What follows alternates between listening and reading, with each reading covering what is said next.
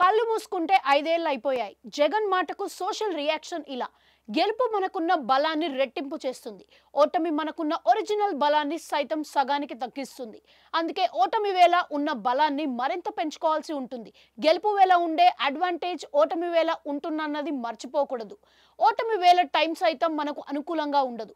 అందుకే ఆచితూచి అన్నట్లుగా రియాక్ట్ కావాల్సి ఉంటుంది. తాజాగా పార్టీ నేతలతో భేటీ అయిన సందర్భంలో వైసీపీ అధినేత జగన్మోహన్ రెడ్డి చేసిన వ్యాఖ్యలు వైరల్ గా మారటమే కాదు, సోషల్ మీడియాలోనూ పెద్ద ఎత్తున రియాక్షన్లు వెలువెత్తుతున్నాయి.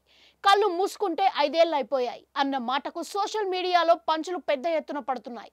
జగన్ మాటలకు పలువురు స్పందిస్తున్నారు. తమ రియాక్షన్ ను పోస్టుల రూపంలో పెట్టేస్తున్నారు. ఇలా కళ్ళు మూసుకొని 5 ఏళ్లు గడపబట్టే పాలన లేక ఆంధ్రప్రదేశ్ మటాష్ అయిపోయింది అని ఒకరంటే, కళ్ళు మూసుకుంటేనే మీకు 11 సీట్లు వచ్చాయి అని మరొకరు రియాక్ట్ అయ్యారు. ఐపాక్ స్క్రిప్ట్ లేకపోతే మాటలు ఇలాగే ఉంటాయని ఒకరంటే, 2029 వరకు కళ్ళు మూసుకొని ఉండాలని మరొకరు కామెంట్ చేశారు. అన్నా నువ్వు నిజంగానే సీఎం అయ్యావా అంటూ ఇంకొకరు తమకున్న సందేహాన్ని వ్యక్తం చేస్తున్నారు.